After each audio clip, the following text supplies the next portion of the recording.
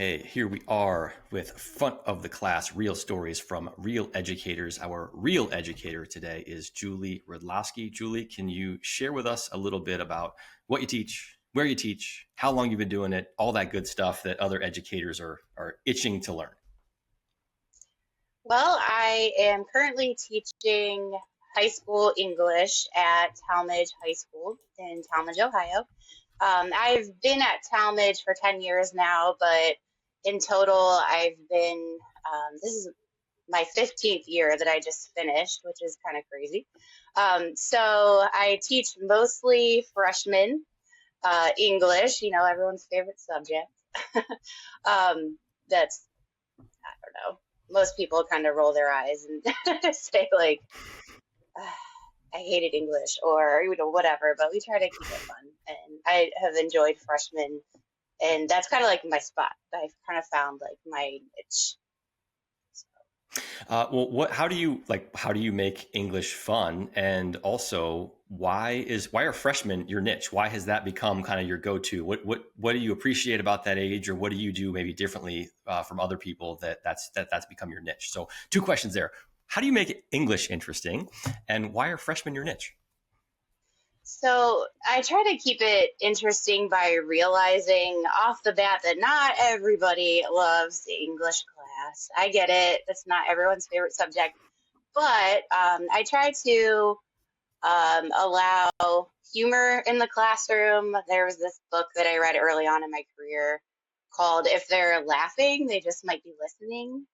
And so I try to kind of play up the silliness a little bit at times and um, just try to like see the humor in everyday situations and let the kids show their personality too. And so we might be reading some classic work of literature that might not seem completely relevant to them at first glimpse, but the more we talk about it and allow their perceptions and their lives to flow into the conversation, it makes it a little more interesting for them. And then freshmen, I've just when I first learned that I would be teaching ninth grade, I was kind of panicked because I don't know, just freshmen kind of get a bad rap. But I have really enjoyed their outlook. They're new to high school, they're excited, they're still a little bit afraid of their teachers. So I feel like you can be a little more nurturing with the younger kids in a high school setting. I'd love to get into this a little bit more of making freshman English interesting and fostering comedy, laughter, and relating maybe classical literature to what it means for their life. Can you get into any like specifics of how do you do that? Like, what's a book maybe that you and your class explored this past year, and how do you relate something that was written 50, 100, 200, maybe 1,000 years ago, whatever it was that you were reading? How do you relate that to them and all get people to laugh? Like what's an example? How did you do that? How do you foster that? So I would say one example of a very classic work of literature that's kind of a rite of passage of high school is Romeo and Juliet. And so it can be a really challenging play to read, Shakespeare's challenging language. So we do a little bit with working to translate some common words and phrases into something that the students would understand. We try to, I kind of try to gauge how the students are feeling in the moment. If they feel like they're getting it, then we kind of keep on moving. But if they're stuck, then, we have options. We could watch a clip from the film of a certain scene. Another thing we do is act certain scenes out. We don't do like the entire play acted out, but there's one scene in particular that comes to mind where it's like a sword fight out in the public square. And I'll like call a few students up who I know are kind of like jokesters and stuff. And we kind of like go through this fight scene in a way that they can understand. And I'm like giving kids things like curtain rods and fake swords and trying to like get them to act out what's actually happening. I think that helps them to understand, but the rest of the kids are kind of giggling because these kids are being put on the spot.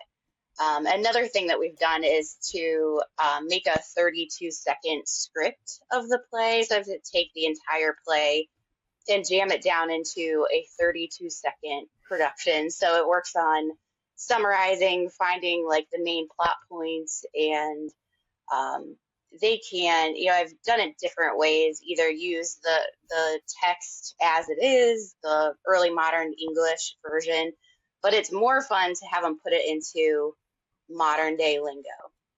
And so some kids get very colorful with that, and it can be quite humorous when they're doing that.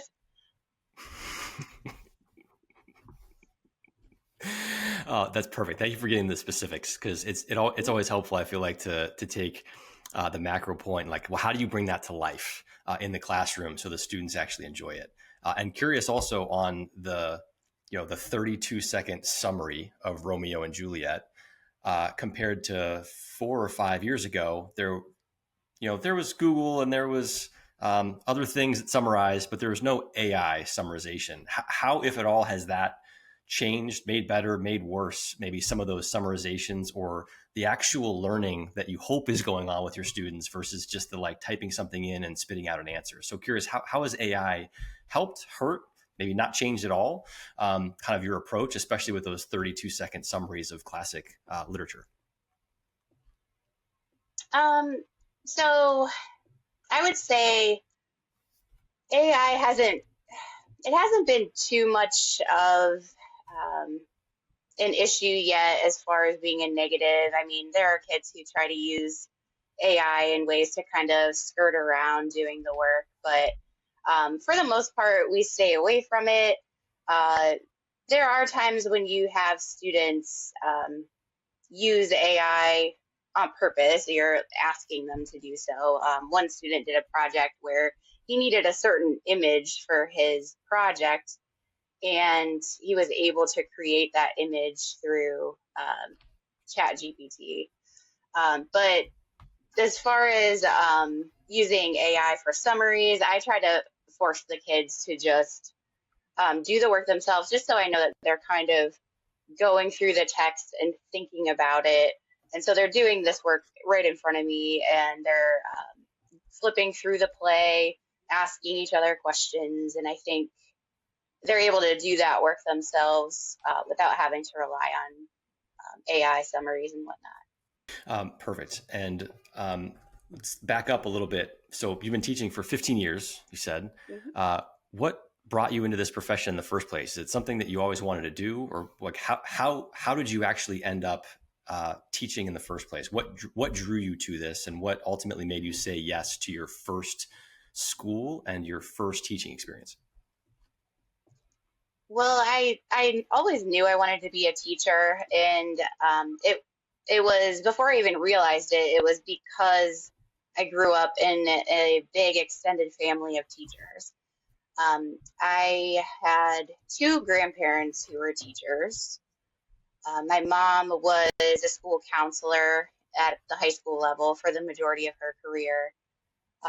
So I kind of grew up with that schedule, whereas like my mom was off in the summers with me, and that kind of just became what I assumed life was, that you go to school for the school year, and then in the summer you have some time off, and then you go back to school. And I just always loved school. I used to play school. I'd come home from, you know, third grade or whatever, and set up all of my stuffed animals, and I would steal extra worksheets out of my teacher's recycling bins, and I would take them home to my classes and teach my little class of stuffed animals.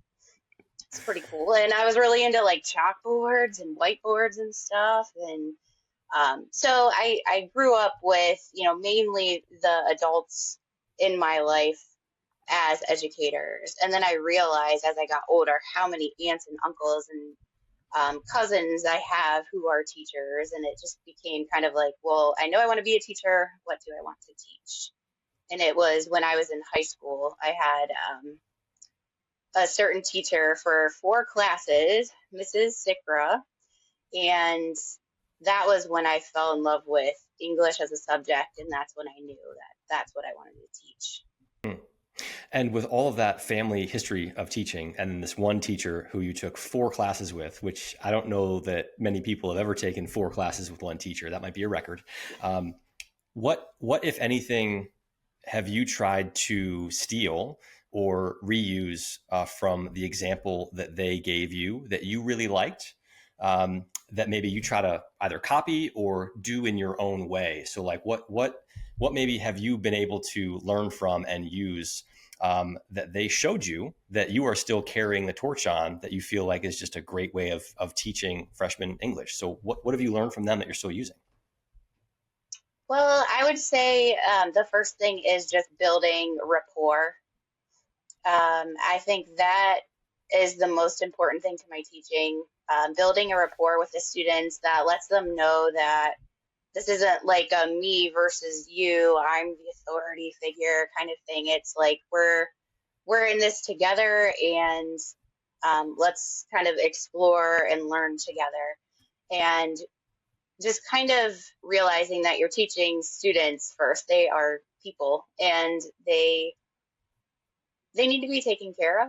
And I think as long as you're building relationships with the students where they know that they can trust you, and you're not just going to kind of like be a stickler over things that don't really matter. And sometimes teachers get the reputation for being I don't know, just nitpicky and always trying to get kids in trouble. And like, that's not what we're here for. We're here to learn, and whatever you can do to help the students feel comfortable is big for me. And I remember Mrs. Sikra especially made us feel very comfortable. We even sat in a circle every day in our AP literature class, and it was just so comfortable. You came into her room and you could just like, I can breathe here, and I can be myself, and I can laugh, and I know that the time's gonna fly because this isn't a place where I just feel stuck.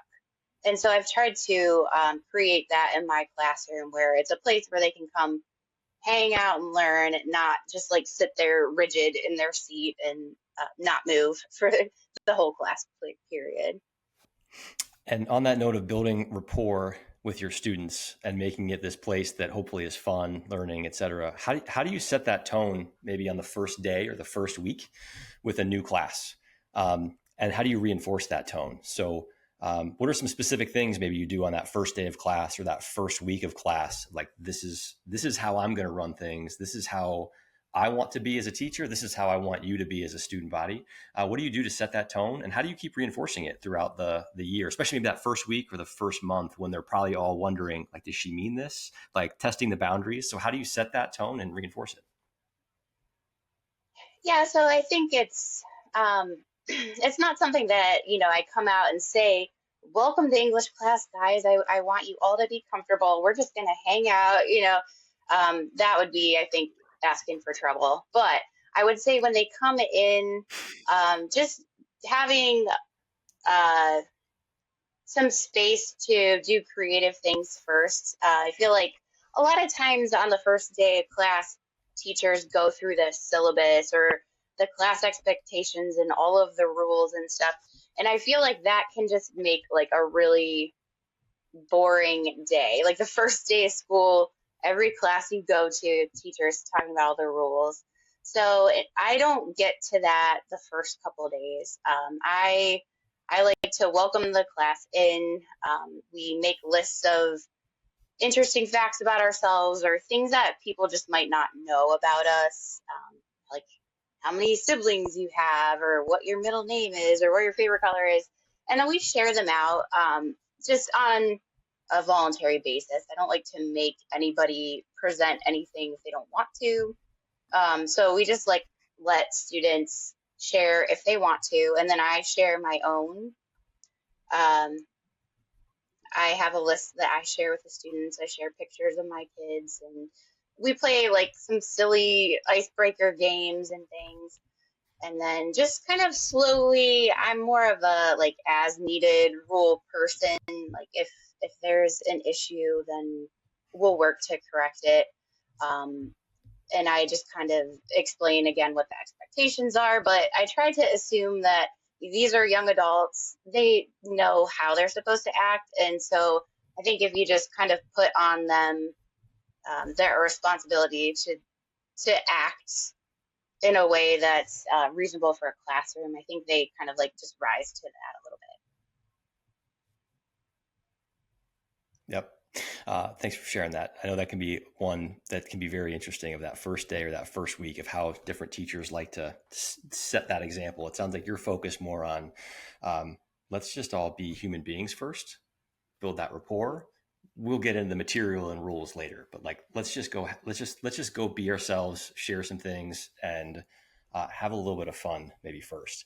And I'm curious, over 15 years of teaching, are there any moments that rise to the surface for you of just proudest moments in teaching? Maybe things you did, things one student did, things a class did together, anything that you look back on after 15 years in the classroom, just like, oh, that was a really cool moment. What if anything, can you share? Maybe it's okay if you can't share names, that's okay. But like, I'd just love to hear what are some of your proudest moments in the classroom after 15 years. bit. I mean, there's a lot to be proud of regarding students and their projects they've done. I like to give a lot of student choice, and that is where I have been the most proud and the most amazed at what students can come up with. I think for me, like a turning point was focusing on what my loves and passions were and trying to integrate those into the classroom. So this one year I came up with a mystery unit. So I like mystery and all that kind of stuff. So I made a unit with mystery. We read a novel, and then at the end, students had to create a mystery project. And over the years, those projects have been amazing. And I tell them, I'm being intentionally vague here with what you have to do for this project. As long as you do this, this, this, and this, you're going to get the grade that you're looking for. But create something that you're proud of. And I've had students create some really amazing things. One group of students did a little escape room in my classroom. They like kicked the rest of the class out, including me. So we were like waiting in the hallway while they were setting up their escape room, and they actually had locks that they locked them on cabinets, but we pretended that was like the door you had to escape, and you had to go through a series of puzzles and little games and things to figure out the combination code to escape the room. And so that was really interesting. And then like another group a couple years later even did a more extensive version of that. They actually set up this whole scene in the library where it was like this crime scene, and we were all sitting down. We were handed an envelope and we took out this paper, and it told us the role that we had in this little skit. And it's kind of like almost like a mystery dinner theater kind of thing. And if we were like the killer or if we were just a guest. And it was the most intricate project I think I've ever seen students do. There were puzzles you had to go to different stations to complete. It kind of then became an Among Us type thing where once, a person was tapped and then they fell to the ground dramatically, the rest of us had to come to this table and sit around and try to figure out who the killer was. And like, then we had to guess and we had to figure out if that was the right person or not. And I mean, it was so fun for me. I was a participant, and I was just amazed. And I forgot for a second that it was a class and I was a teacher and this was a project. We were just having fun. And it was because of like what these kids created. It was very cool. Yeah. And like you said, they created with maybe a couple guiding principles, and like you said, intentionally vague, and explore your own curiosity, kids. Like talk about a way to navigate something without AI. Like, here's a couple ground rules, go figure it out. That sounds really fun. On another note, any it's not all. Wow, that worked great in this profession. So, are there any particularly tough days, weeks, months, tough times that you've experienced in your 15 years in the classroom? And how do you bounce back? Like when you face those times, which everybody inevitably will, how do you get back on track? How do you get back to seeing those positive moments again and getting back to the best version of yourself? So, any particularly challenging times, and how do you bounce back from those? I would say this entire past year was one of the most challenging of my career because I had all new curriculum for all of my classes, and that's always something that kind of rattles your self confidence because you're not as experienced with the content. You're kind of shaky compared to other stuff you've been teaching where you were confident and the kids really responded to it. So this past year, I was getting really bogged down with just the day to day planning, new material, trying to study the material.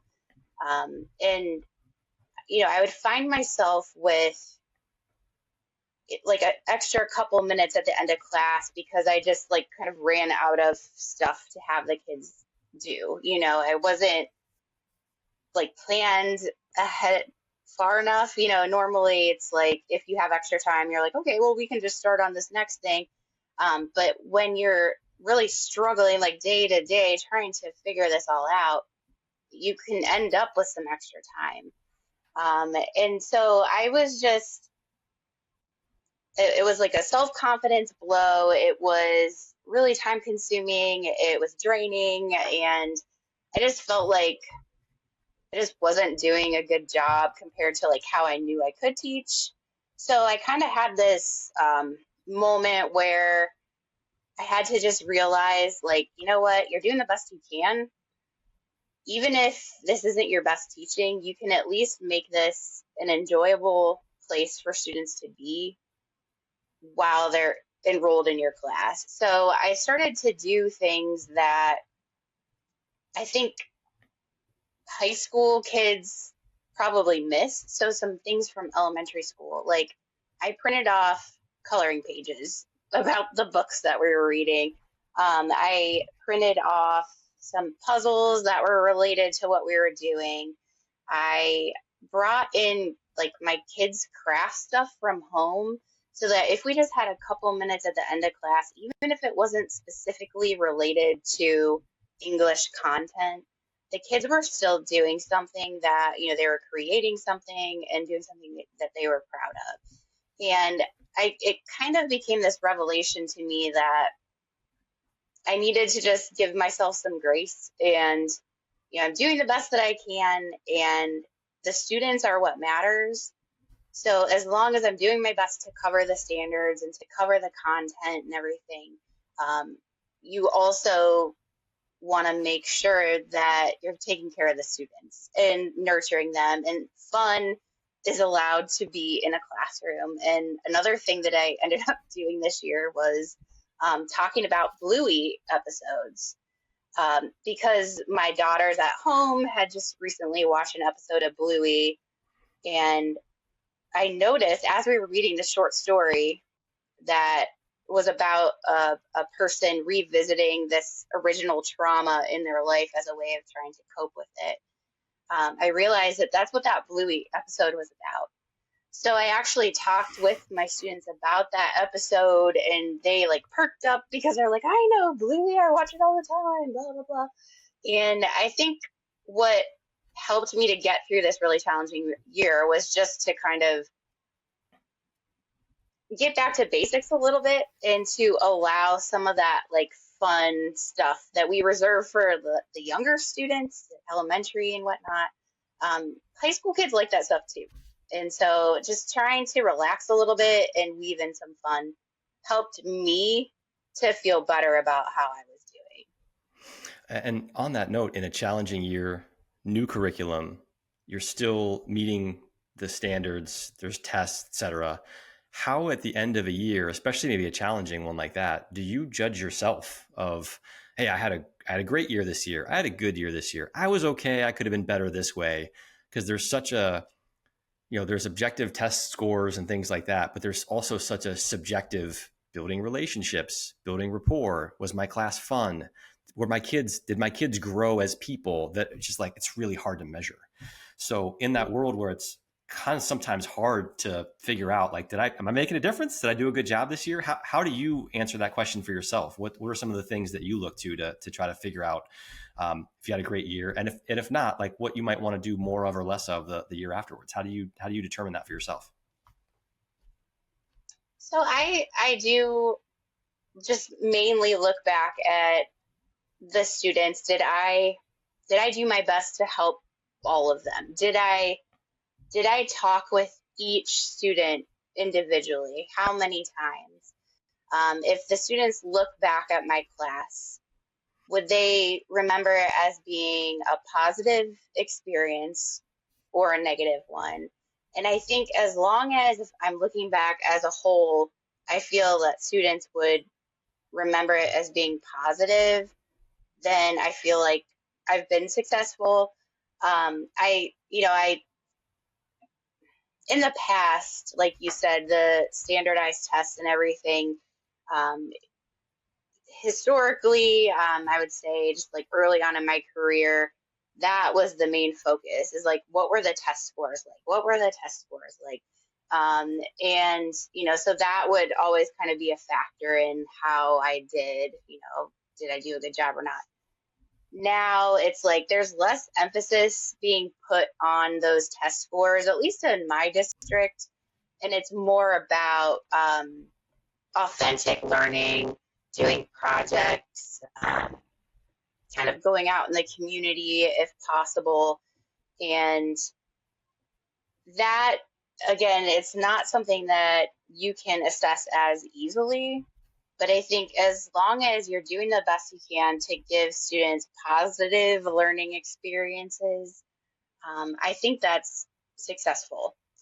I'm always a reflective teacher. So, at the end of the year, I'm always like, whew, I could have definitely done this better or whatever. So, usually over the summer, I'll try to tweak a couple things if I have the time. It's kind of hard when you have little kids to at home to spend a lot of your summer doing anything other than that. But I have done summer courses and things where I'm actually refining my curriculum.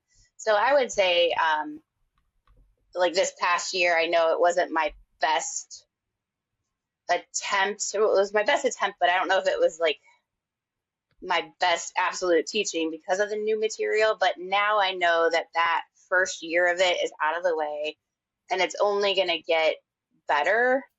And, I take notes of like, don't do this next year, or, next year spend more time on this and less time on this. I like to leave little post-it notes in binders and stuff to remind myself.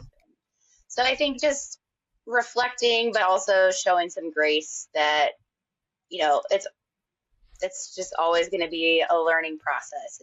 There's never going to be perfection. There's just going to be that progress. And that concept of post-it notes in the material, spend more time here, less time here, whatever you're doing. I just want to highlight one of my favorite quotes. I still will remember this forever, that a baseball coach said was, the shortest pencil is worth more than the longest memory.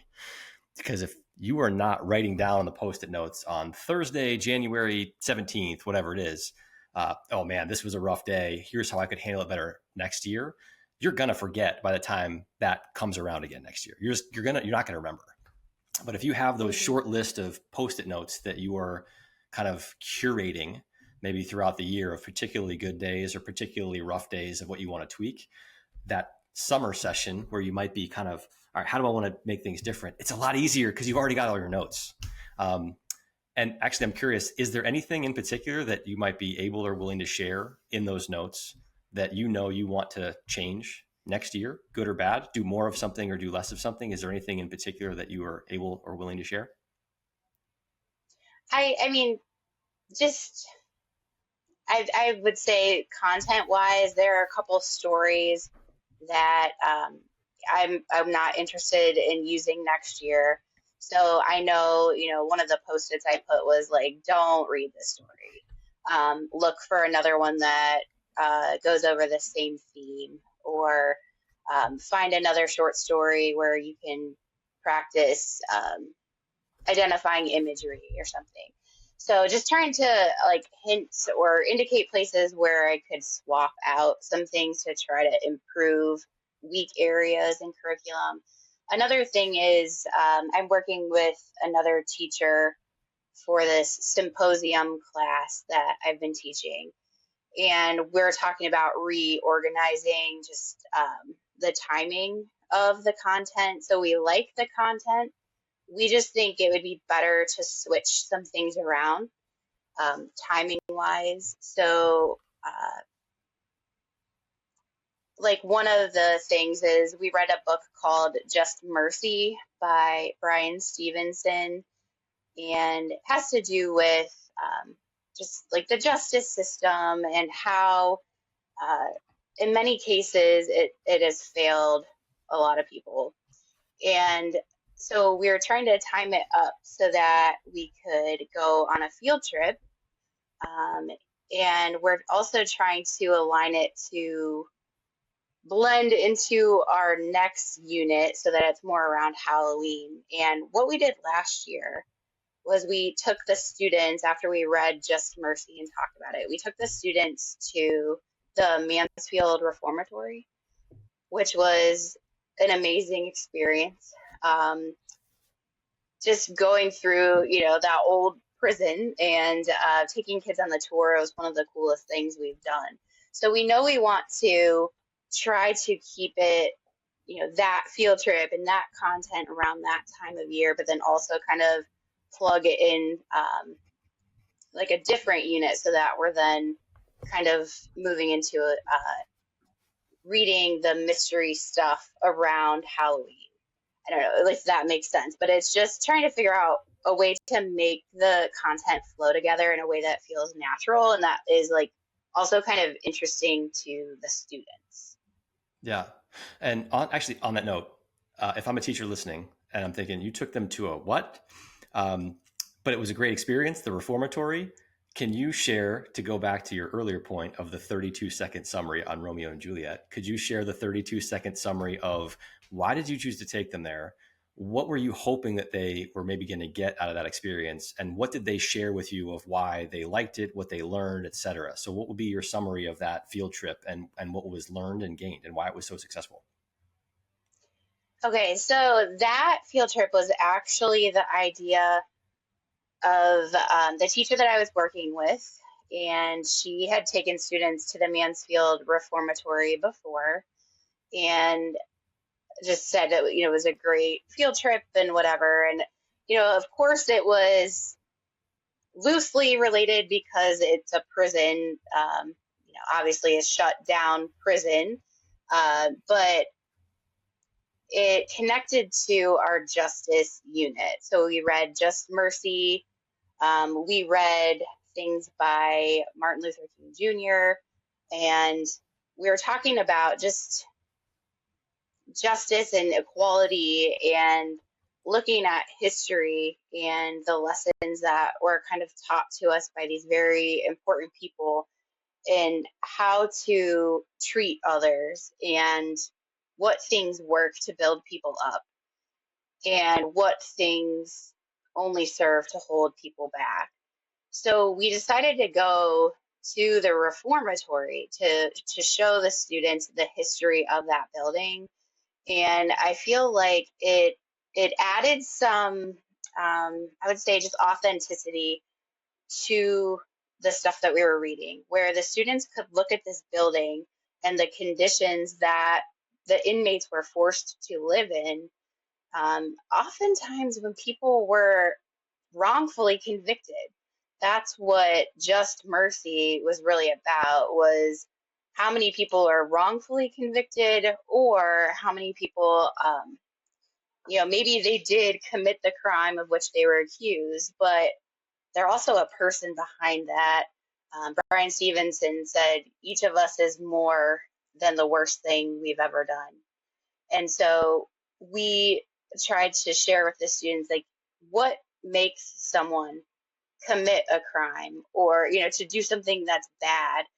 It's not just because people are bad. It's, in many cases, it's because they've been failed repeatedly, by people that they were supposed to be able to trust.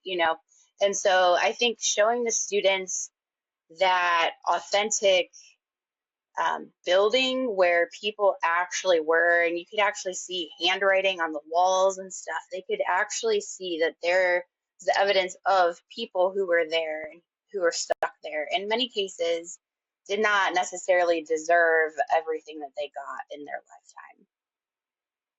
Yeah, all I can think when you're talking about that is the first thing my mind goes is the Shawshank Redemption, Mhm. which I actually did recently rewatch, and what a phenomenal movie. But yeah, could you imagine being wrongfully accused of murder, going to jail, sentenced to jail for the rest of your life, um, and then getting beat up in the laundry stalls for a place that you should never be? Like, thankfully that's not you or I. And thankfully that was a fictional movie, but still, I'm sure that has happened to other people throughout human history. To go on to more positive notes, as we do some more rapid fire, quick hitter questions. Curious, what's something that you have consistently done in your career that seems to work really well for you, that maybe you're surprised other teachers don't do that thing because it's just works so well for you? Maybe you even share it with others and they don't do it. Anything strike you like that someone's works really well for you consistently and you're surprised other teachers don't do that thing? I think mainly I would recommend people just being themselves. As simple as that sounds, but that kind of includes bringing your own interests into the classroom. If you're passionate about, a certain topic in your subject area, I think if you can focus on that more, that passion comes through, and the students then pick up on that interest and that excitement. So if you're teaching something that you don't necessarily love as much, compared to something that you're really truly interested in, it really allows that excitement to come back into the classroom. So we don't always have a choice in what we're teaching. The curriculum a lot of times is chosen for us. But if you can kind of like find ways to work in things that you feel really confident about, that you're really interested in, that just really goes a long way into building a positive environment.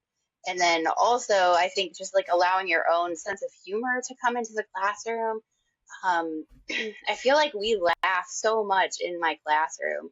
And I think it's just because I'm just being myself. I'm not trying to be like this like fancy teacher, like you must listen to me. It's just, like I said, come hang out, let's talk about things, and just like allowing your personality and yourself into the classroom. And the students, I think, really appreciate that, rather than someone just giving a presentation at them every day, just allowing them to see that you're a person, you're a human, and you're just going through it with them. And I just think the students really respond to that when they see that you're human too. And for maybe brand new teachers, right? We're recording this in July. There's going to be, I'm sure, some new teachers in your school starting fairly soon when the new school year starts.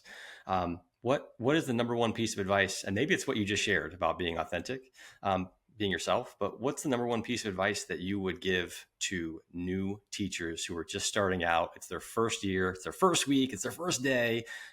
What is the number one piece of advice you'd share to those new teachers who are just starting in this profession? I would just say, in addition to, being yourself and, not trying to be someone you're not, is to, um, just to kind of like speak up for yourself and look after yourself. Um, just to help kind of take care of yourself through that first year. The first year is challenging. Learning a whole new building, all the people, all the names. It's a lot. And on top of that, learning the curriculum and how things are run. So I would say just kind of speak up if there's something that you need help with. Ask questions, find a teacher that can be your go-to, like, hey, who do I talk to about this? Or maybe there's something that is really bothering you. You're allowed to ask the administrators or counselors or secretaries. You're allowed to just ask why things are the way they are, or if hey, could I maybe try this instead. I'd say just try to speak up for yourself if you need something, because there are, teachers are helpers. They're going to help you out. You don't have to feel like you're alone. And did you get your master's? And if so, when, kind of in your teaching career, before you started, a couple years in, like when did you choose to do it? Why that time? And what did that unlock for you? So I graduated my bachelor's in 2009, and immediately I got my first part-time job at our alma mater, Roosevelt High School. And so I I figured like that was it. I was going to be teaching there forever for the rest of my life. And unfortunately, even though they had a few English teaching openings at the end of the year, I was not chosen as a full-time teacher at Roosevelt. And I was heartbroken. So that was like my first career heartbreak there. But then, after a while, I was kind of just thinking about it. I was like, I'm going to get the teaching job that I'm meant to get when that time comes. In the meantime, I'll start working on my master's. So, what I did the following year, I didn't have a full time job. So, I just did some subbing at nearby districts, and I just started taking classes towards my master's. And I ended up finishing my master's about 4 years later. And in that span of time, I had found a full time position. So I think working on that master's degree helped me to then ultimately land where I am now at Talmadge, which is like my forever school. That's like my dream job. So I remember when I got hired at Talmadge, meeting with the superintendent, he was impressed by what I got my master's degree in, which is it's curriculum and instruction with a language arts focus. And I just remember him saying that he felt like that was a really valuable master's degree, and I feel like that contributed to him seeing me as just like a valid candidate for the position. And what to you is the single best thing about this profession? The students. And the single worst thing about this profession? Or if you had a magic wand and you could change one thing, would you point that magic wand at? Uh, just that there was more time to work, uh, just to create even better lessons, more planning time. But, my cousin, I remember her telling me this bit of advice that she heard from a teacher she worked with is you could spend 24/7 trying to be super teacher and still not feel like you're quite cutting it, but you are, just do the best that you can and stick to the important things, which is the students, and everything else falls into place. But just to always remember that the students are the most important part, and they are definitely my favorite part. And any final words of wisdom shared out there for other educators, either something new that we haven't talked about, or maybe something repeated that it's just so important that it's just, you don't have any new words of wisdom, but this is so important, you want to say it again. So any new or repeated final words of wisdom? Just ultimately be yourself and let your personality, that's what kids are going to remember. Let that shine through. The famous quote, people may forget what you say or do, but they'll never forget how you made them feel. I think if we can all just try to make our classrooms inviting for students from all walks of life. You know, you might just be that one teacher that, you know, a student feels it's worth coming to school for. And you might be, you know, one of the very few positive people, adults that they have in their life that they feel like they can trust. So be yourself and, you know, just stay focused on what's important, and that's the kids. Thank you so much, Julie, for sharing your real stories from a real educator, spanning from 32-second Romeo and Juliet summaries, foam sword fights in class, mystery escape rooms, and actual field trips that tie to the material so people can learn not just from a book, but also by their eyes and their experience. Thank you so much for sharing your 15 years of teaching and some of the wide-ranging great moments that you were able to share with us today. Thank you. All right, thank you.